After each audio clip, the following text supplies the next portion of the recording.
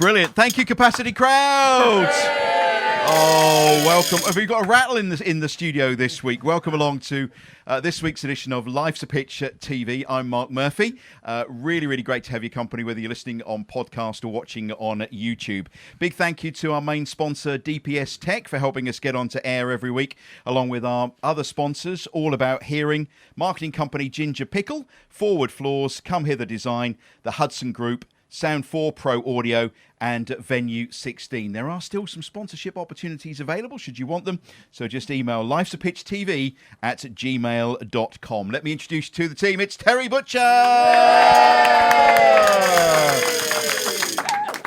You remember hearing that rattle when you were playing, do you, Butch? Thank you, Mark. I am a bit old, but not that old. I was just double checking. I don't want to assume anything. Before I get here, here's Phil Ham. Hello. Hello. From twtd.co.uk. Yeah. Behind the bar. Yeah, all good. Got me McKenna's at the wheel mug. Excellent. Drinking that today. Yeah. Excellent. Courtesy of Come Hither Design. Okay. It's one way to get a mention on the show, bringing gifts in, isn't it? This is true. We've actually got cake this week. More on that later. We have got an amazing Cakes Like Test Match special in here tonight. It's fantastic. On technicals, it's Richard, John and Mark over there. Well done. And well done, Capacity Crowd, for squeezing in. My goodness me. I think this is the biggest crowd we've ever had, don't you? It is, and I think it's going to be the best one as well. But I say that every week. Well, are you going to be the best crowd so far? I think they're a rowdy rabble. If you're watching on YouTube, don't forget to like and subscribe, please. It helps us keep the channel going, and we would love it if you smash the like button, subscribe, please. It helps us keep the channel going. Every week on the show, we have a big Ipswich Town guest.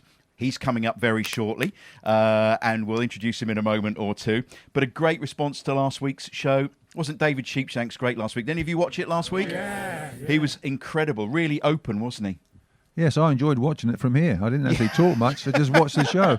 I thought he breathed through his ears. One of the YouTube.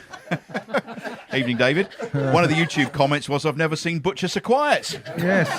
Yeah. So I think I might be quiet tonight as well, because our guest can talk a bit. Very much. I think he can. Lovely comment coming in from just loads of them, actually. This was from David. Another wonderful show. Great insight into the club from David Sheepshanks. A great ambassador for our club. He was always happy to stop and say hello on the random times I bumped into him around the town. From his stories, hindsight is a wonderful thing in football. Looking forward to the next show. Also love the way you all gel on the show. So, yes, we do get on rather well. So, David, thanks very much. And did David Sheepshanks mention last week he's got a book coming out? I think he mentioned that once or twice last week. Yes. So guarantee hopefully get a free copy. We have got a website launching very soon as well. You'll be able to buy merch. You'll be able to buy shirts like these and white shirts and mugs and stuff. So that'd be good.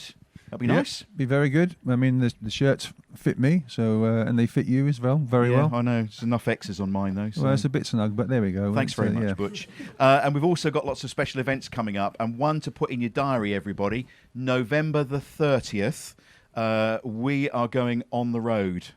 We're not going very far, but we're going on the road, and we're going to have a big capacity crowd. So make the note of November the 30th for our Christmas special. Is that St Andrew's Day? I think it is. Is it really? Yep. Oh, right, okay. Yeah. Do we need a Scot then that night? Well, we need some whiskey, I think, something like that. That'll do. Good, yeah. I'm sure that's available. I'll introduce our guest in a moment or two, but some matches, Phil. Obviously, Leeds United last weekend. What a roller coaster that was. It was, sort of match they write operas about, wasn't it? It was a lot happened, didn't it? Good start, getting off to own goal, putting us in front, but then I think we saw partly the quality of Leeds up front. They're attacking four players, but also some defensive frailties or kind of one or two errors that led to put them in a 3-1 lead. But I thought the most heartening thing was at 3-1, you can fall apart as a team at 3-1, having conceded 3 goals in 9 minutes like that. Particularly against a Leeds team that had their, they were looking very dangerous at that point. But we just played our way back into the game, pulled a goal back, and actually, until they scored their 4th goal, I thought we looked the more likely scorers of the game's next goal. And so it was a defeat, but I thought we we didn't what's the word? We were playing against a team that was in the Premier League last year, and we competed against them. And I think there's not an enormous distance between us and sides that have come When down you look from at the the Premier size of League. that strike force and the cost of it, it's no 70 wonder they million score quid goals. for the front 70 million four. quid. What's your assessment of it, Butch? Well, it's one of those games that you love to watch. And okay, we lost the game, but you came away feeling excited because that's the standard.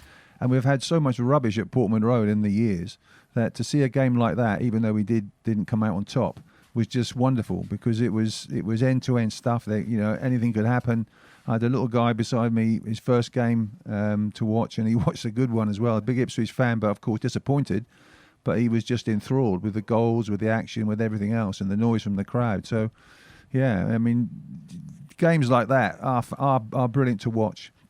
The only thing we've got to do is just go and win these ones, and you know, I'm sure that they will do that. But I think we need, as Phil says, we need to get another centre half if possible. Well, we may have some news of signings to talk about a little bit later on in the show. But I think well done to all the fans that were there, because the Leeds fans are pretty noisy. But we outsung them, didn't we? They were pathetic compared to us. So well done. Well done, the fans. Brilliant. And, of course, this week we've also been in Carabao Cup action and penalty shootout, Phil. Yes, I think that was our 4th ever win in a penalty shootout. We haven't had too much luck in penalty shootouts. I think we beat Luton in the Zenith Data Systems. The Zenith Data Systems. Yes, younger. Anyone remember that? Younger viewers may have to look that up on Wikipedia. It may not even know a Wikipedia page. And then we beat Shrewsbury, and then we beat Peterborough in the Papa John's a couple of years ago. And so we haven't had the greatest luck over the years. But yeah, it was one of those. We let in a stupid early goal, which was. I mean, I felt sorry for Brandon Williams because it wasn't really his fault. It was just palmed against him and it went into the net. So he didn't have the best start to the game, but I thought he did well after that. He's obviously, I think it's his first game since first start since December last year. So he'll get better with games. So, but I thought he got better as that game went on, and we got ourselves into a winning position. And really, we were the better side after that for most of the game. Got ourselves into a winning position, then gave another silly goal, and then. Fortunate to come out the right side of the penalty shootout. Although I have to say the penalties were excellent. I have to say that they were very good. And Kieran Slicker in goal showed a bit of the bit of Paul Cooper, bit of that sort of goalkeeping penalty shootouts. Showed that he's won for a penalty shootout and got us through. And Wolves in the next round, Butch. That's winnable, isn't it? Very winnable. It'll probably be against Wolves reserves anyway. So you know that's what happens, and I hope that. Kieran puts out a pretty strong side. It'd be lovely to beat them, wouldn't it? But just to compete against them as well. We're on a cup run. Wow, we've not had a cup run for years. It's really deserves a round of applause. exciting stuff. Wow. 8 years since we were in the 3rd round of the Carabao Cup. And I think that was when we went to 3rd round of anything, I think. Old Trafford, and we played the reserves, which Luke Chambers was talking about a few weeks ago. Yep. Well, look, it's good at the moment. We're loving it, aren't we? We're all loving the season so far, aren't we? It's great to be back. It's time to introduce our special guest this week. He knows where the goal is. He's going to try our Keepy Uppy challenge a little bit later on in the programme. Capacity crowd, big welcome for Alan Leeds!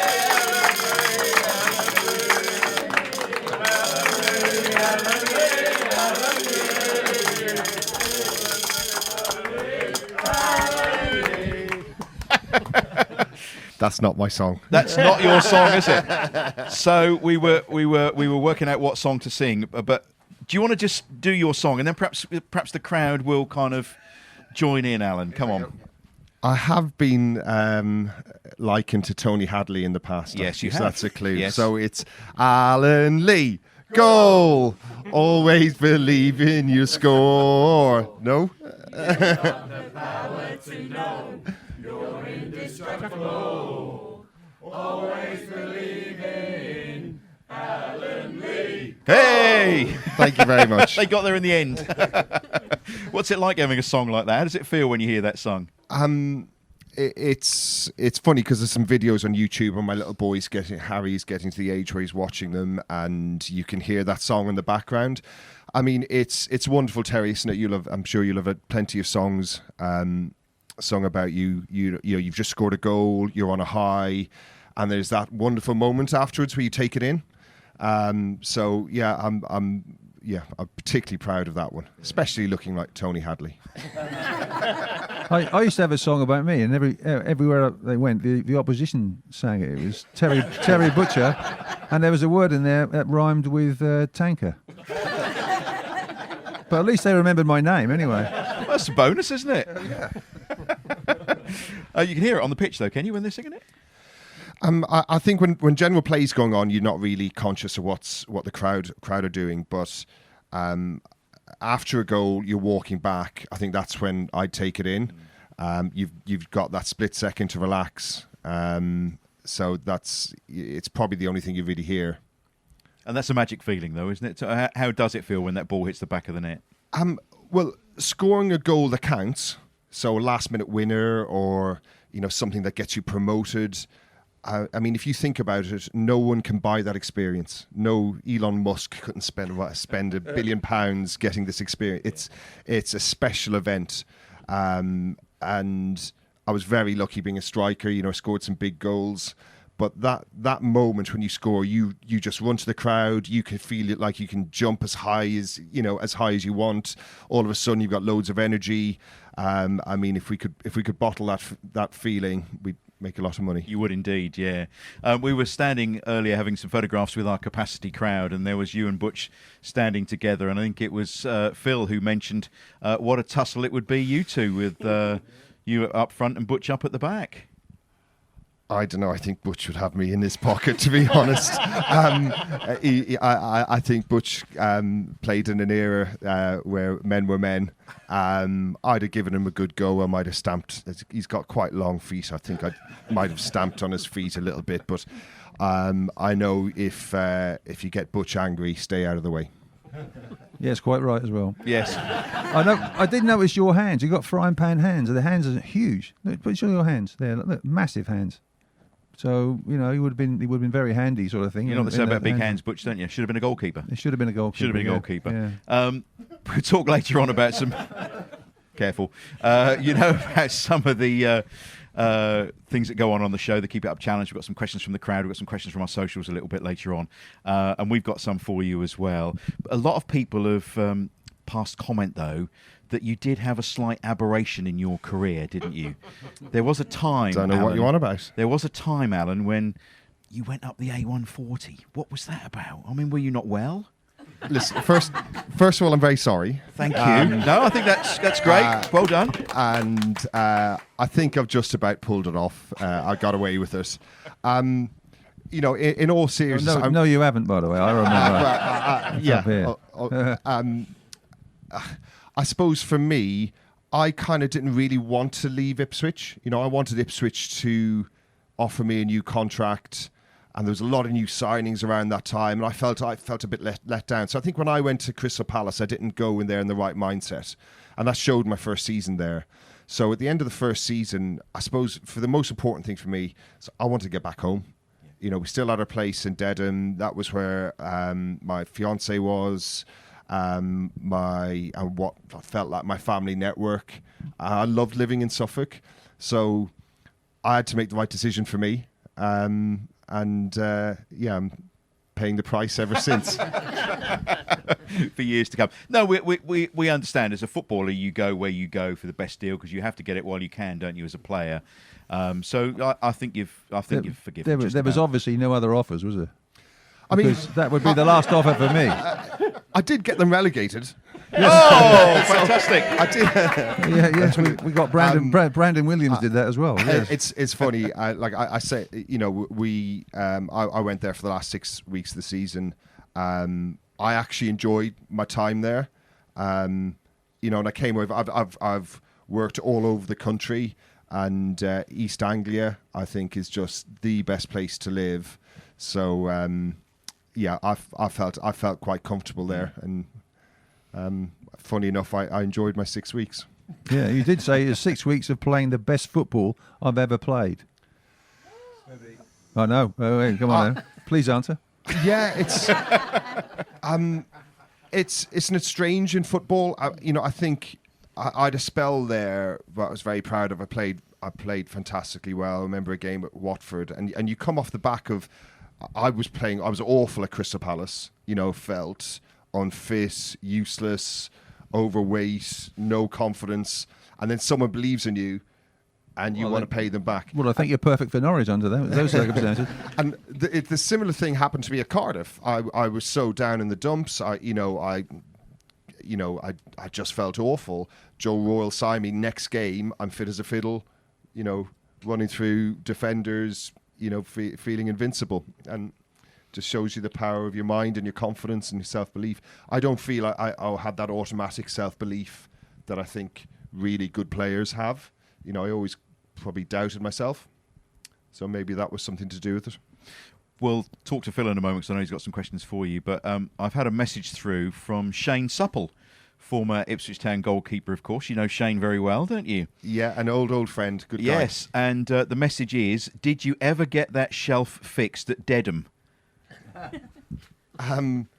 I fixed it, so I don't know if that really means it's fixed. It should have come with a warning when I sold the house. There was a strange double height kitchen with a coffin door, and we'd kind of back in the day, a good result on a Saturday. Myself and Sups and a few others, we were a bit more refined. We weren't going to spend, we wanted to spend our time in Dedham in a nice country pub. And it was a particularly good result. It might continue on to the Sunday, and then a little barbecue and party back at mine. But I remember the music being on one night, and Shane is on the second floor on this shelf, 10 foot up, and I'm watching it slowly bend down as I'm ready to catch him underneath. But I think it's safe to say no one will ever stand there again. No. Good lad, though, isn't he? Good lad. Lovely guy. Went to his wedding last year. He's doing really well for himself over in Ireland, really landed on his feet, and a really positive story about a footballer, coming out of football and then making a success at something else. Intelligent young man. You should get him on here. Yeah, we will do. And it was a big decision for him, I know. We've spoken to him before. Phil, you got some questions for Alan for us? Yeah, well, it's back to Dublin, really, which is where Shane lives now, isn't it? Your football career started in Dublin with Ron Atkinson coming around your house, didn't it? I suppose I came from a background where, you wouldn't know. It's not like in England, you'd know someone in your school might have become a professional footballer or something. That was just such a pipe dream. So we were so naive. And when I was about 14, scouts started asking me over on trial. And I went to Nottingham Forest and it was awful. Then I went to Man U and I went to Aston Villa. And I just felt at home straight away. But every holiday, they'd fly me over and it'd be like going on a football camp. For me, it was just like going on a football camp with no real, didn't have the experience to know that they were actually looking to sign us. So when they offered us a contract to 16, we were all like going, well, no, of course not. We've got to finish school. And went back to school that year, and a few weeks later, Ron Atkinson turned up at the house and had a chat with Mum and Dad, and Dad is a bit starstruck, and my father kind of said to me, why be stuck behind a desk for 30 years to do what I did? Why not give it a go? And they'd assurances we could come back at any time and their education would be done. And I kind of jumped out of the house, off I go, not kind of realising I'm leaving home here, and went over to Aston Villa. But it's pretty hard to turn someone like Ron Atkinson down, quite charismatic. Yeah. Did he bring an entourage with him? Like after the game I had with him at Coventry in a cup match, he said I invited him into the room. So then he brought about 6 or 7 people in. They weren't players; they were people. They were like gangsters. They all come in my room and they ate all my food and drank all my beer. I tell you, that Aston Villa in those days, we'd Paul McGrath, Dwight York. Mark Bosnich, Daly and Atkinson. Like, you could see anything going on at the training ground. The training would be a five-a-side. As a youth teamer, Ron would want to join in the five-a-side with the first team. So you might get pulled out of training to walk his dogs around. There'd be people turning up straight from a black tie dinner. And there was lots of fun and games. Let's put it that way. But everyone had a hell of a lot of respect for Ron Atkinson. He did really well while he was there. And I remember the day he got the sack, he just came in with a few cases of champagne, and all the players just stayed with him and had a big knees up. And yeah, that's the way he went out. I never did that when I got the sack. I had to get out and I had to clear my desk and everything else, and nobody wished me good luck. So Oh, Butch. Yeah. Oh. Yeah. I got used to it after about 8. But you played for some real characters as managers, didn't you? Well, one that obviously Ipswich fans will remember is Ronnie Moore. When Ronnie Moore was thought he'd been offered the job at Ipswich, I think the younger viewers may not recall that basically He was Rotherham manager, wasn't he? He was Rotherham manager for Alan, and George had been sacked, hadn't he? George Burley had been sacked, and it came up on Sky Sports that Ronnie Moore had been offered the job as Ipswich manager, and he was at Millmore, I think, was it? And waving goodbye, wasn't he? Yeah, and it was. Do you know what? I kind of, because Ronnie was a great character, lovely guy. Him and John Brecken, so much. They did so much for me, and they did so well. They deserved to get a job like Ipswich Town, or certainly a championship job for what they did with Rotherham, getting them up from the second, from the first, and keeping them in the championship. But he did say goodbye to us as players, and we'd quite a bunch of characters. So when he came back in on the Tuesday, we weren't going to let him forget it. Bless him. So he stayed about 30 yards away from training, and just kept his head down for a while. But I'd Stan Turnant before that at Burnley. I remember once being pulled out of training. I had to go and find a cigarette from someone's pocket, go and light it in someone's car, and keep it alight to come out because he'd wanted a cigarette at the side of the training. And I was in his bad books. But listen, as I said before, men were men back there. It was a pretty tough dressing room. He's from a different era, but a real character, but someone that you still see him now, and he speaks to you properly. He phones you up when something goes well, and just someone that I miss that sort of character now. So honest. So honest. Paul Cook was part of your dressing room at Burnley, wasn't he? Yes, he was. Cookie was a bit lively back in the day. As were a few other, we'd Ronnie Jepson, Peter Swan. I don't remember we just had the biggest 5 meatheads you've ever seen in football, all in one team. We were going to get promoted. You did. We did. He was successful. Stan Turnant was very successful as a manager. Got Burnley promoted, kept them up. And it was a bit of a sleeping giant around then. It wasn't an easy job. So, and after Rotherham, you got moved to Cardiff. I think you felt it was a bit of a step up because you'd been very, very successful at Rotherham as well, hadn't you? And step up to Cardiff didn't go so well. And then you'd had a knee problem at Cardiff, is that right? It started the first few games started well, actually. And then I went away to play for Ireland and had a knee injury. And had an operation. Operation failed. I was kind of 4 or 5 months getting back. The knee failed again. Then I'd hernia, and I was the club had moved on then. I think they'd signed other centre forwards. I was kind of on the bench, not playing well, not living right, kind of down the dumps. And it's easy to get like that. You start blaming other things and you hurt, your injuries or whatever. But I was in totally the wrong frame of mind. And it was quite a shock to have Ipswich Town come in for me.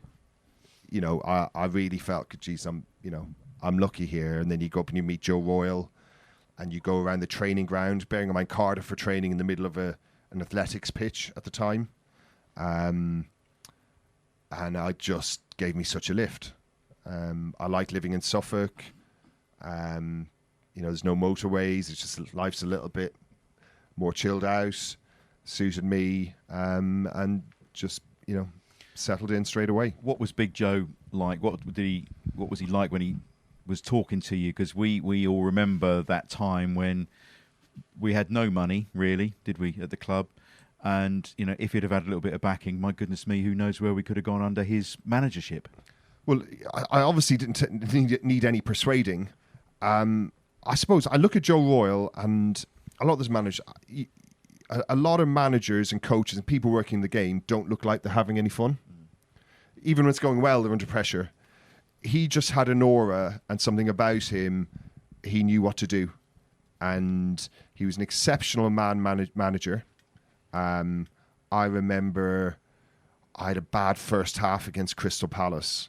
I'd been doing super up to that point, and I'd scored 4 goals, I think, in 6 games. Or anyway, it was early on, and Joe just said to me, "Come on, Alan, that's not you, is it? that's not you." And I just thought, do you know what? You have just nailed how to speak to me. I went out, had a great centre half. I wanted to show him. He'd show me such respect, and he knew what to say. And that was just, he's so much class, Joe. So, I remember the teams would play good football. We'd score goals, and he'd never get stressed. You know, there was the odd bollocking, but he'd never get completely stressed. And he looked like he really enjoyed it.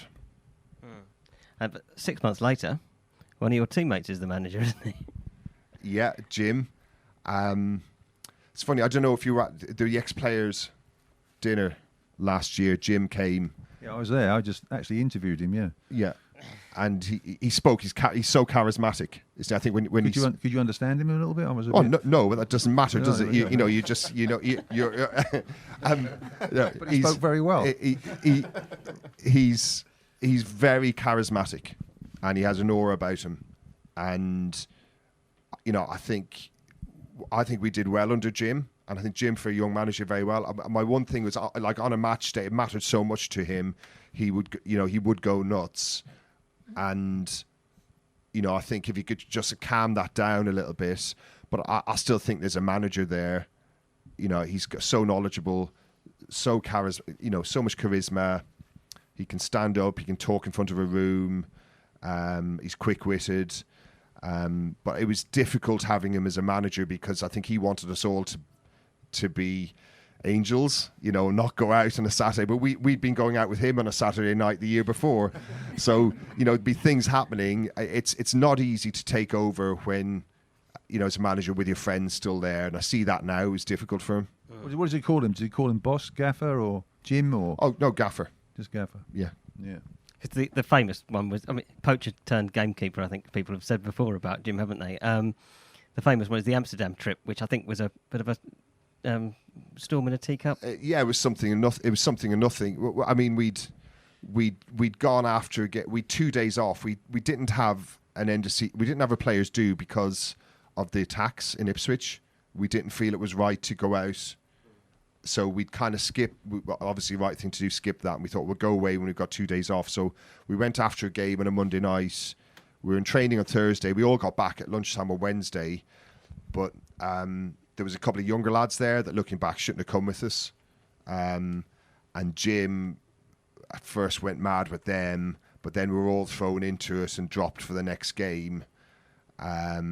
So, yeah,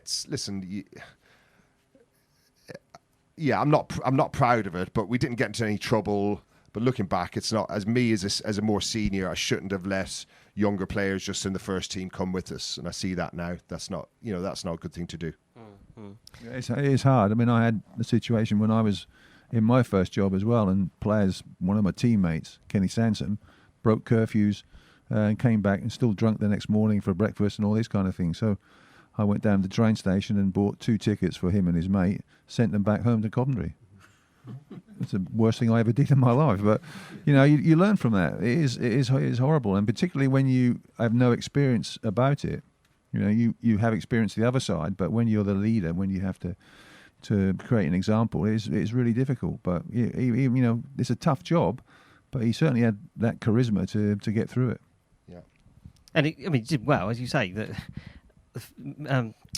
you missed the playoffs by a point, didn't you? Yeah, I think it's funny in adversity when we didn't have a load of money to spend, obviously, but we made some really good signings, and I think there was a big change in Jason DeVos.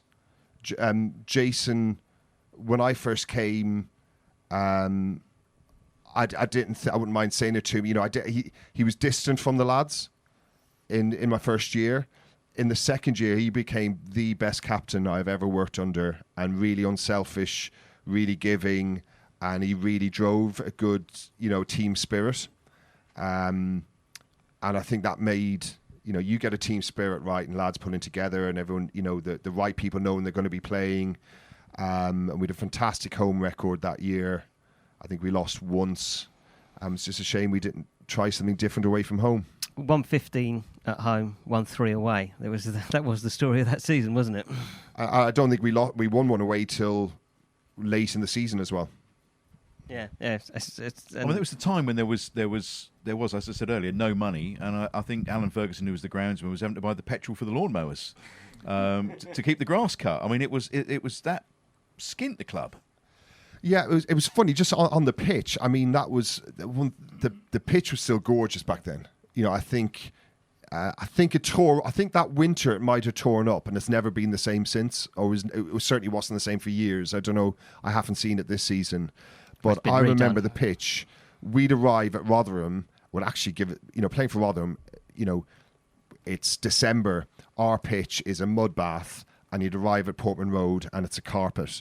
And that would actually give us a lift. This is fantastic. We've got, playing a game on this surface. It was magical. It was, so you went to Palace, as you said, but when we did I did a podcast with you with the Blue Monday podcast a couple of years ago, and I think you learnt that there was a documentary about that season where you helped keep them up, didn't you? Again, I think I was probably motivated by in adversity. And I was dreadful the first season, went away on loan, was trying to get away. But the first game of the season, I'm on the bench, Stern John breaks his arm, and I come on and score the winner. And it's just funny how things change. The fans still hated me, and the manager still hated me. Manager was Neil Warnock. But I was actually, do you know what? I feel all right here. And probably after 8 or 9 games, Neil Warnock kind of, well done, Al, actually. Do you know what I mean? He kind of got me, and he realised that in training, he'd go mad at me. We'd practice set pieces or play and I'd be up against Paddy McCarthy, and the ball would go up, and I'd let Paddy win it. And he sent me in for training a couple of times for not smash, And then it got to the stage where he goes, listen, I'm not concerned about that. I know on a Saturday Alan Lee will win that ball. Because I'd have to have a fight and elbow Paddy to win the ball, and he'd have funny methods. But in the end, I had a fantastic relationship with Neil Warnock. We had the Championship's a funny league. We were sixth place. We went into administration, deducted 10 points, went down to third from bottom. I could never quite get out of it. We were always third from bottom, fourth from bottom, even though we were picking up points. But the Championship, everyone can go on a run. It's really hard. You get yourself in trouble. But so the last game of the season, 40,000 people at Hillsborough. If we draw or win, we stay up. If they win, they stay up. So it was just the most magical day. I scored after about 15 minutes. Darren Ambrose scored the second, and they equalised late on. But from that moment on, I think Crystal Palace has changed as a club. The supporters went from, I remember my first year, they were a bit miserable, kind of half turning up, to full houses every week, really getting behind the club, and it's never looked back. You scored a bullet header that day, was that right? That's described as a bullet header that saved Palace. It was a good header, certainly. Yeah. But then you obviously became a cult hero. I said that correctly, didn't I? A cult hero. Yeah. But you've also been a hero as well. You helped Port Vale to avoid relegation.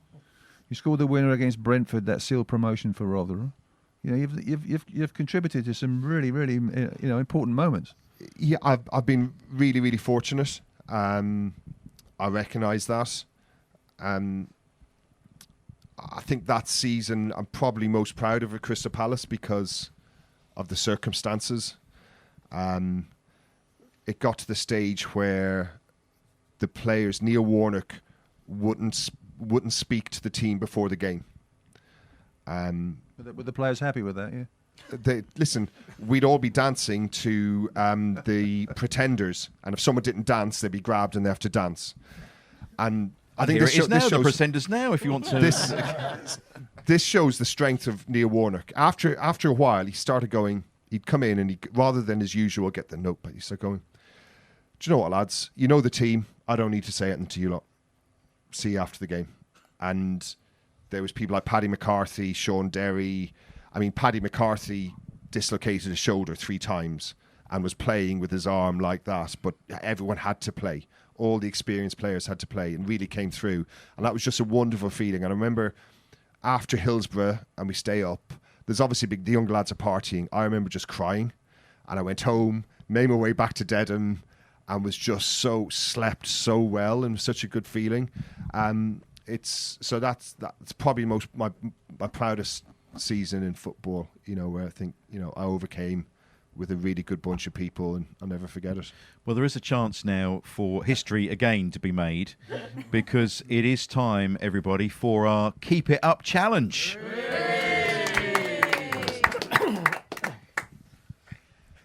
This is going to be embarrassing. I just know it, but listen.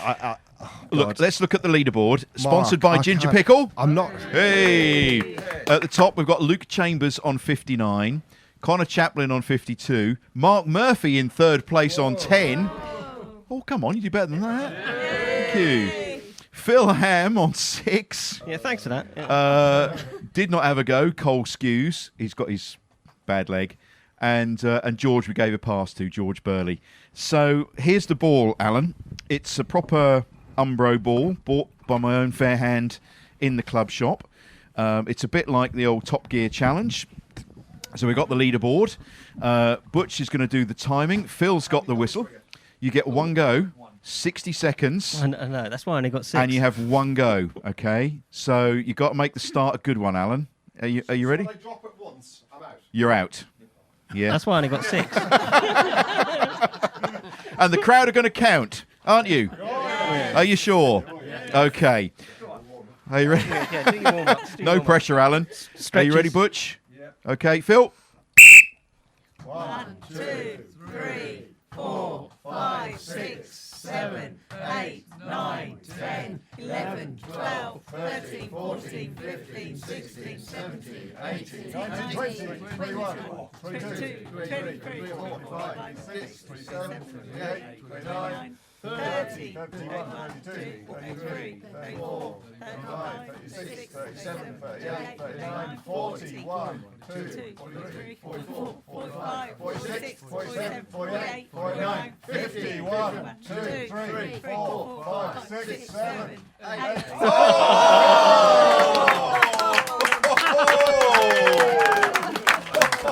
It's very good. Very good. Oh, that was so near being Luke Chambers. Oh, there we go. What was 57? Was it or 58? 58, Alan. Oh, Give him a big round of applause. Well Come on.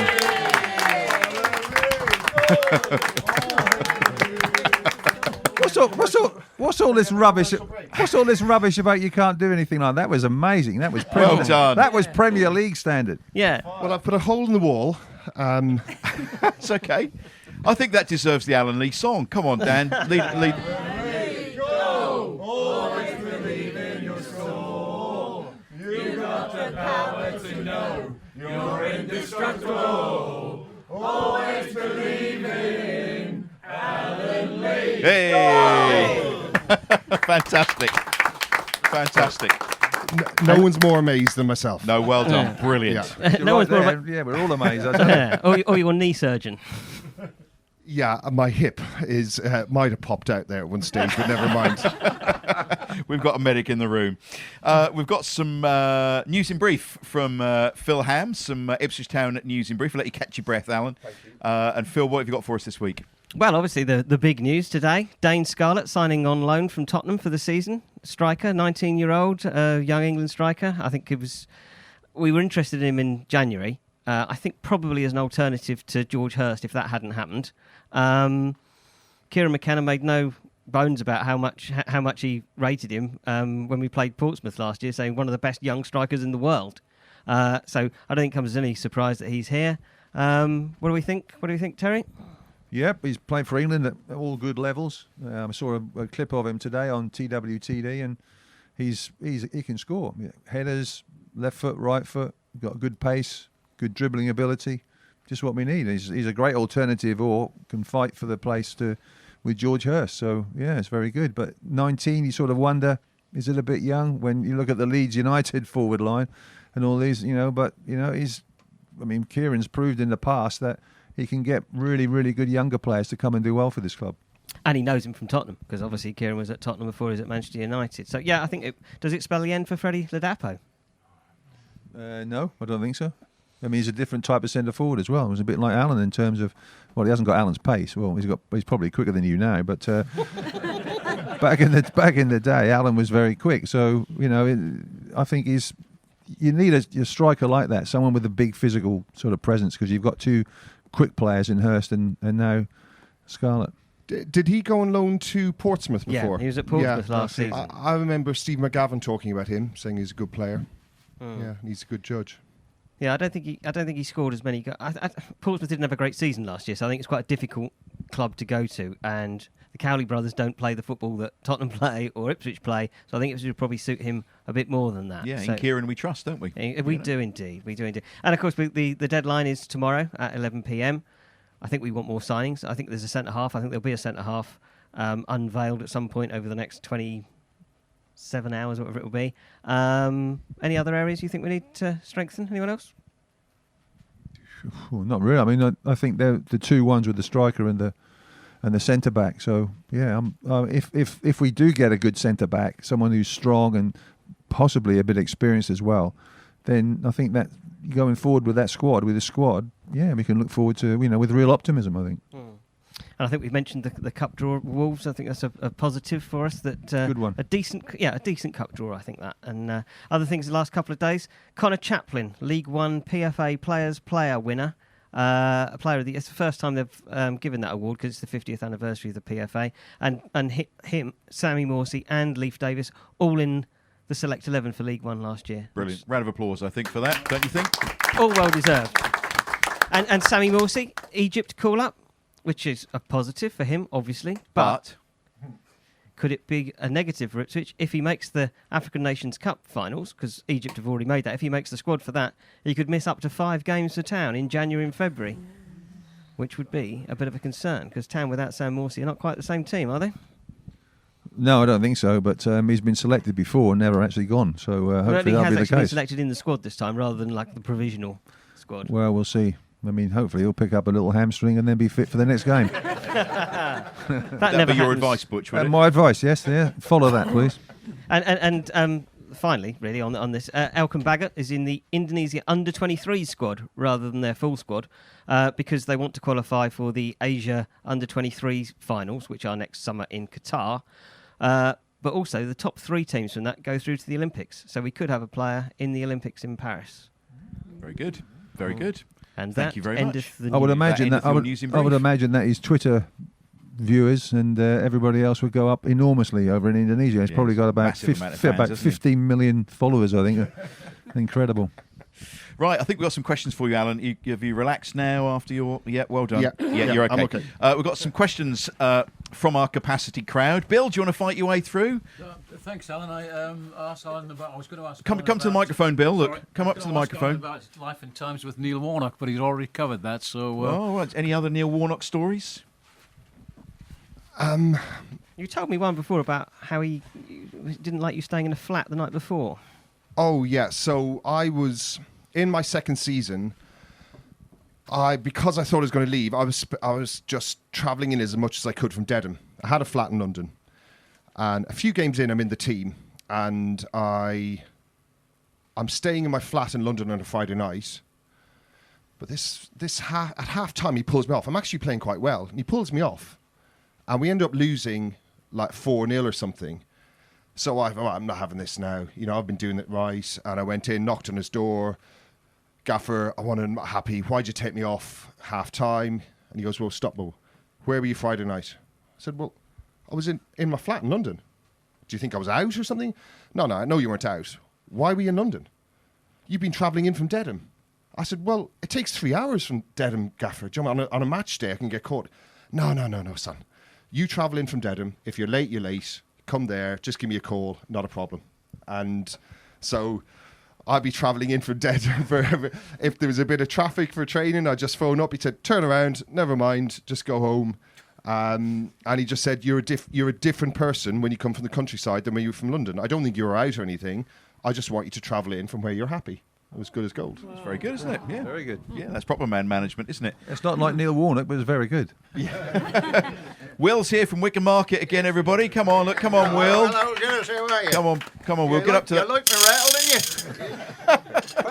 That's the first thing I bought when I went to Portman Road with a group of friends. We all had them in them days. 61, 62 season, that was, Alan. Wow. You weren't born, were you?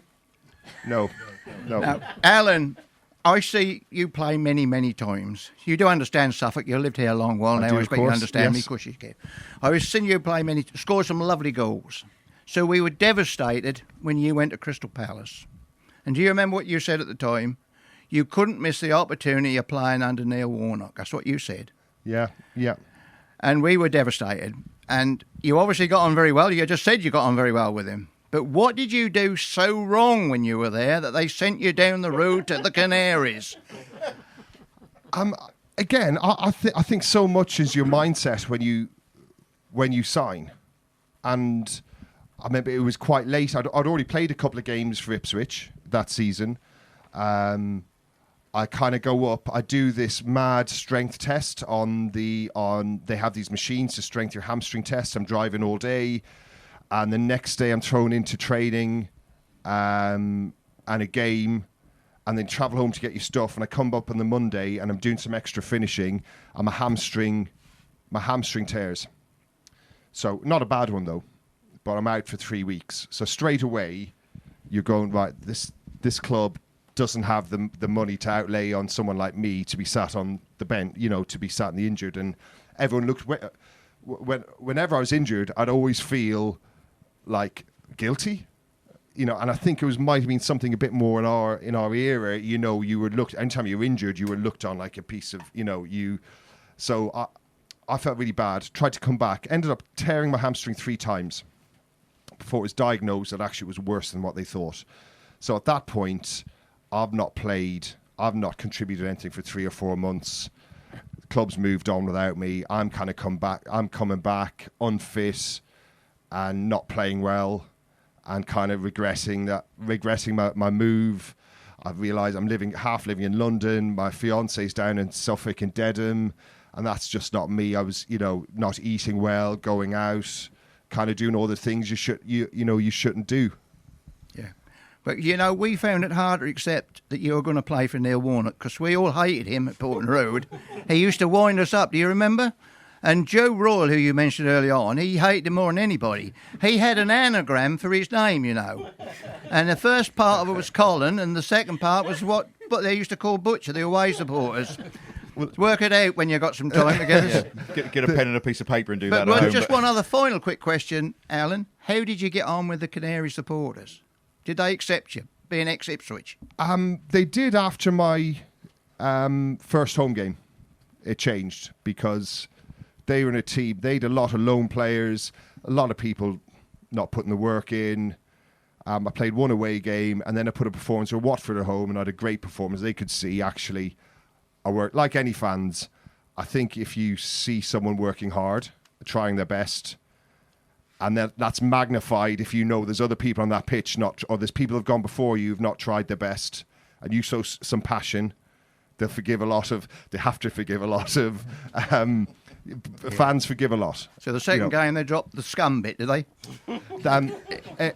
It's funny. A lot. I think it's a bit of a pantomime thing in the background. Not many people have said to me and have criticised me to my face on either sides of it, but I think generally people, Ipswich and Norwich fans are generally good, nice people, well brought up, and I think when you talk to them, when you talk to people on the street, and you're prepared to be at the level, and you don't think you're something bigger than them, I think anyone will talk to you and won't mind the way you are.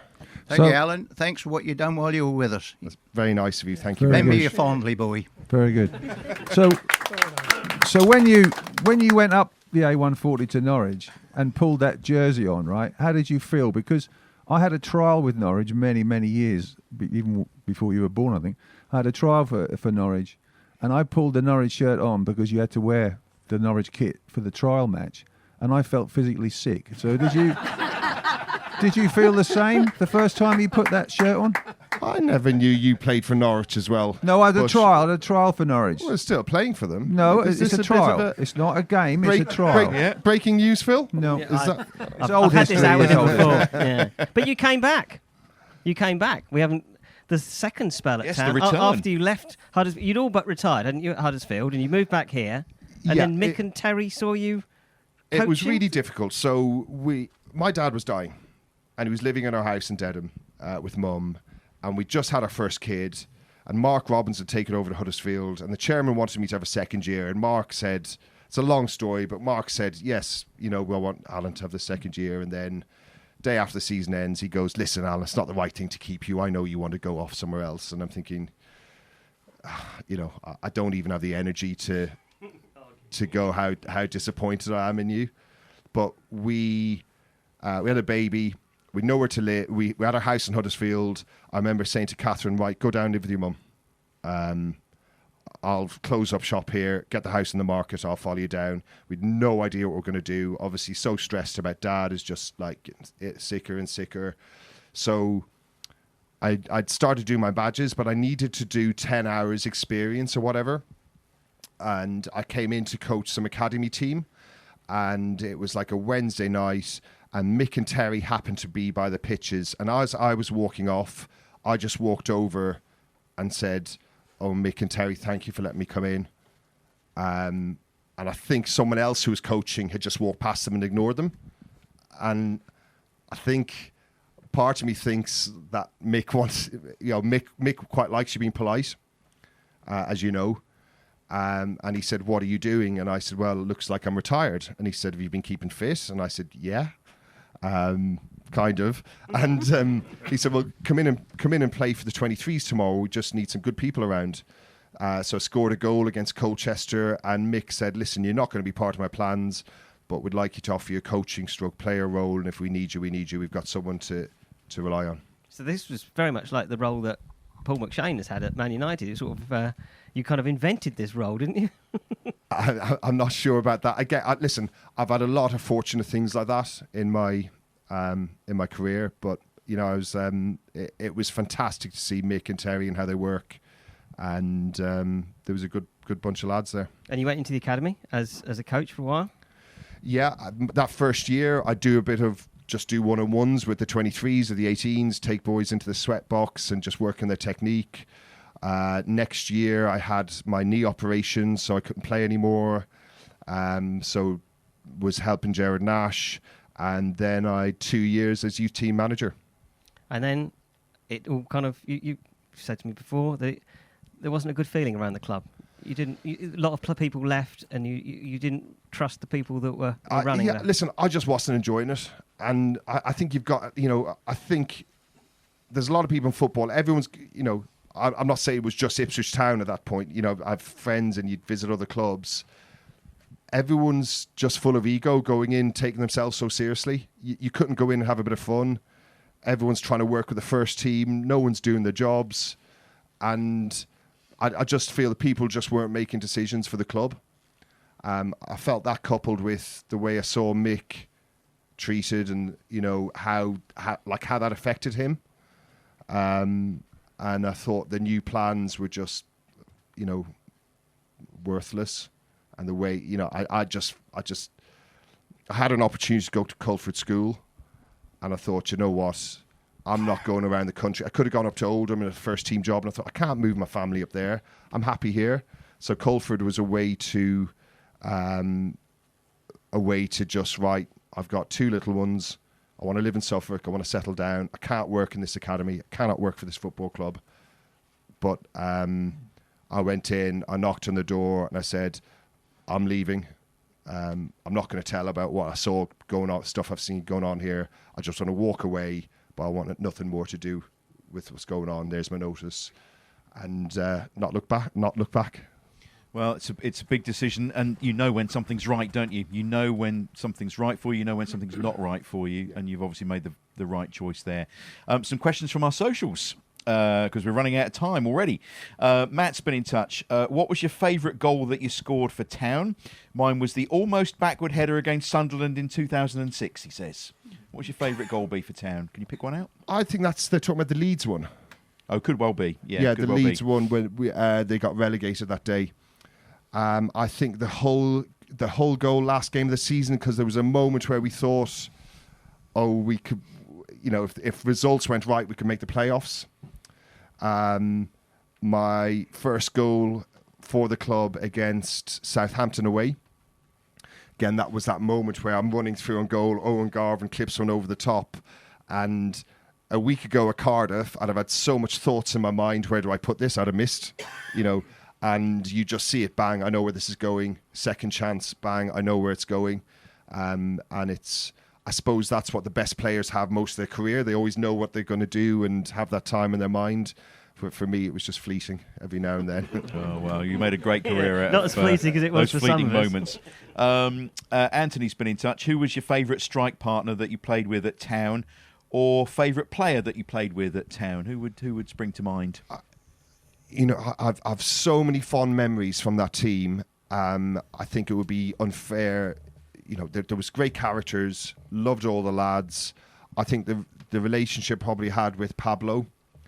Even though we weren't close friends or anything, we got along fine. I was the fine master though, and he'd always take it personally when I was fining him, as if. So tell us about the fine someone master else, then. What did you have I to do? was kind of judge, jury, and executioner, and I'd collect the money, and we'd have a bit of fun with it, and someone might put a case up. But the Spanish boys, like, someone else would report them, and I'd fine them as per the rules, and like Pablo would be staring at me like really even though I'd be like, Pablo, I haven't even reported you. Do you know what I mean? So he'd look at me like I was dead to him. So I've seen him since. So nice to see him. But I knew he was so special. We'd start high, he'd drop into a hole, he'd find a way to get space. We knew what each other were doing. We'd complement each other, and he was a really special player. Ben's Life's been in touch. What player out of today's squad do you wish you could have shared the pitch with back in the day? Chaplin. I think I'm really looking forward to watching the game on Saturday. The last game I saw was probably against Colchester here last year. But when I've seen him on TV, he's the sort of player that we don't see enough of. He's likely to pop up somewhere, do something unexpected, just surprise you in some way. I really like him. He's a great player, isn't he? Fantastic little player, and still just he needs third in our Third leaderboard now, now, as you take second place on the Keep Me Up challenge. You pipped him. Yeah. This is from George from Fram. Alan had a really distinguished playing career and represented some great clubs. You've touched on this already, but I will ask you, what is it about Suffolk that meant that you wanted to put your roots down here? And so many ex-players do, actually, don't they? I just met some extraordinary people. The Booths, Chris and Fiona Booth in Dedham, who are lifelong Ipswich fans. My brother's married to their daughter. Ross is married to Sinead. We were at a party at their house the other week. I just met really nice people. I much prefer a pub than a nightclub, believe it or not. I like that there's no motorways. I like that we don't get stuck there's no cities here. We don't get stuck in, though actually in Ipswich sometimes there is a bit of traffic now, isn't there? But certainly There is on a match day, I'll tell you. I'm not stuck in traffic.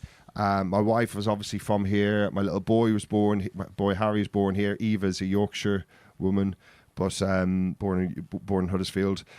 I know, pace of life, the fact that mobile phones don't work, just little things. It's maybe a little bit old fashioned in the right way. It reminds me of home. That's fantastic. Do you get back to Ireland at all or not? I don't agree. I wish I could do it more. It's sometimes a bit difficult with an 8-year-old and a 10-year-old. We'll probably start doing it a bit more. Mum comes over. My mum Martina travels over regularly and spends a lot of time with us. So. And you're involved with Bury Town now, aren't you? Tell us about the role with Bury Town. I've been a director of Bury Town for years. Some people try and call me director of football, but we're not that sophisticated. I have swept swept the walkways. I have flipped burgers. Well, it's funny you should mention the burgers because I've had a message here from Russell Ward. Just explain to everybody who Russell is. Russell is our chairman. Okay, and he says, how was it flipping 500 burgers the other day? That wasn't a Berry Town. I'm the official Hartest Village chef. So when we've the fete where we must get about 1,000 people, and that happened on Monday. I have to do all the burgers and sausages, but I have a little team of helpers, including my wife Catherine, and her brother Sam, and so any event, that's my responsibility. Excellent. So are you available at all? Does anybody want to book Alan for a barbecue? Can you I've still got onion. I can still smell onion. I didn't like to say anything, but and I don't think anyone has food poisoning. No, there've not been any reports. There's not been an outbreak in Hartest. You're fine. Phil, you want to just mention some horses as well, don't you? So the Suffolk Punch Trust at Hoseley have been after you to publicise what they do on your TWTD website. They have, and it will be, by the time this goes out, it will be towards the top of the site. Yes, they're raising money for batteries. They've bought some solar panels, but they want to store the energy, so they're collecting money for that. We've raised about £1,700 already. I think £2,000 buys the first battery. So anything that anyone can spare would be terrific. But of course, finance is your game now, isn't it, Alan? Yes, I'm busy. I had a hip replacement about 3 or 4 years ago. I cannot coach and walk out with balls every day. I know I need another hip replacement at some stage. I still oversee the football program at Culford. But about 3 or 4 years ago, I started studying to become an IFA, and I qualified about a year ago, I think now. So I've been looking after clients in football and locally and doing mortgages and protection. And I guess that's something for me to go alongside what I'm doing. I can work a lot at home, dealing with people, work hard, to be honest, and I've really enjoyed it. Very similar to what you did, Butch, isn't it? I actually didn't do anything for my insurance company, no. So, and it worked very well for me, to be honest. No, but I mean, it's a tough world you're going into. Footballers in the past used to go into insurance or something like that, or pubs and management and all this sort of thing. But I envy you, and you've obviously got a good brain in there to digest all the figures and give good advice. Is it good advice? It's honest. It's honest, all right. It's honest advice. I don't pretend I know everything yet. It's there's still elements I need to learn and get better at. I love helping people with their mortgages, particularly. I've been doing that for years, and particularly in the current market, people really aren't sure what to do, and it's people are under pressure. So I've been quite busy. But I'm extremely grateful to Culford. Has just gone from strength to strength, and they were really helpful with me and supportive of me in doing this. We've got a really great football program there now, and we're going to have a big push for girls football, both at Culford and Berrytown next year. So watch out for that. But I love the people I work with at the school and how supportive they've been, and I'm very fortunate to be in the position I'm in. Well, I wish Berrytown all the best this season, but not against Lowestoft, of course, because Lowestoft are now higher than Berry in the table. That didn't get much reaction, Butch, did it? Really? Well, I knew it wouldn't anyway. So. Look, we've got a presentation this evening to us. Mandy and Linda are here from the Ipswich Town Supporters Club. Mandy, come and step up to that microphone. Come on, Linda, give us some support here. Good to see you both. Come a little bit closer to that microphone, Mandy. You're both big fans of Alan's, aren't you? Yes. And Terry's. And Phil's. And Phil's. Yeah. Thank you very much. And you. Thank you. That's very kind. Very kind. You've brought us a present. What have you brought us? We have brought a cake. Oh, it's a cake. We've got cake. Look at this. Oh, it's like Test Match Special. We've arrived. Fantastic. Yeah, and that's all for you. Because I know how, Terry always used to bring us cake. Didn't you, Terry? So, yeah, I can't say I made it. It was my friend Sheila. So, but we wanted to bring you Oh, a cake. brilliant. Thank you very much. Give them a round of applause. Thank you. And actually, you've brought serviettes and everything else, so we can all have a bit of cake before we go, can't we? Yes. Yes. You can. And now the other day we had a bit of a challenge because the North American Supporters Club wanted to put a sticker on Phil's laptop. And I think, Yes. Linda, you've got some stickers over there. Some stickers. Grab those stickers, and if you walk gently over towards Phil Ham over there, go and stick one on his laptop over there, the Ipswich Town Supporters Club sticker. He's getting quite a collection on there, really. I am, yeah. There we go. There we go. Yeah, thank you very much. Pop it on his Yeah. laptop. Don't put it on his head. Well, you can, actually, because it was quite funny last week, wasn't it? There's plenty of room. Yeah. thank you Yay! very much. Fantastic. Brilliant. Linda, Mandy, thank you very much. We'll You're enjoy more the than cake. Give a round of welcome. applause, everybody. One thing to do before we finish, and that is to give you the Man v Fat football scores. Here we go. So, this is from Mark. Best wishes for tonight's show. Could you congratulate Pork Vale on being this season's champions and Far From Athletic for winning the cup? Big shout outs to Daniel Newman and Matt Leake for attaining their 5% loss certificates in the final week to earn the bonus goals that won the cup. So well done, boys. And these are the scores this week from the Man v Fat at Portman Road. LA Galaxy Bar 9, to lose a few pounds 6. Man Titty 9. Pork Vale 4. There we go. And Seattle Quarter Pounders 9. Far From Athletic 10. There endeth the Man v Fat football results for this week. Alan, it's been great to see you. Can I just say what a fantastic guest you've been? And it's been a really interesting insight into what footballers have to put up with, moving from clubs, families. You know, you talked about your father, you talked about the children.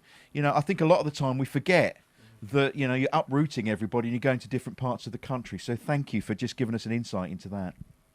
No, it's an absolute pleasure to be here. I always feel flattered when, you know, I'm in exalted company like this, and I know Russell and all the proper legends that you have at your disposal who played for this club when it was, you know, one of the best in Europe. So I always feel flattered when I get invited. So thank you very much. And good luck You'll with come the again? new show. Absolutely. Come again? Yes. Yeah. You got to persuade Cole Skews to come back when his leg is better to do Yes. that Keep It Up challenge. Can I just say a big thank you on behalf of Ipswich Town for the service you gave to them, and also for going to Norwich and getting them relegated as well. I think that deserves a song, don't you? I think that deserves a song. The Alan Lee song, one more time. Goal!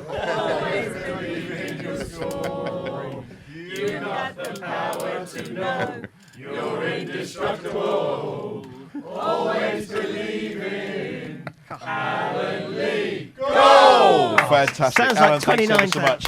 That's it for this week. We are out of time. Don't forget to keep in touch. Check out our Live to Pitch socials, Facebook, Insta, and Twitter or X.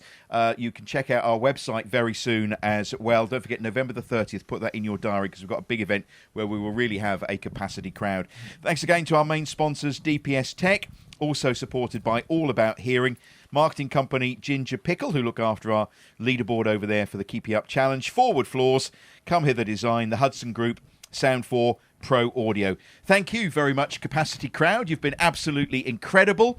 Don't forget to tell your friends to listen on podcast, watch on YouTube, and don't forget, please, subscribe and like. From all of us on Life's a Pitch TV this week, up the town!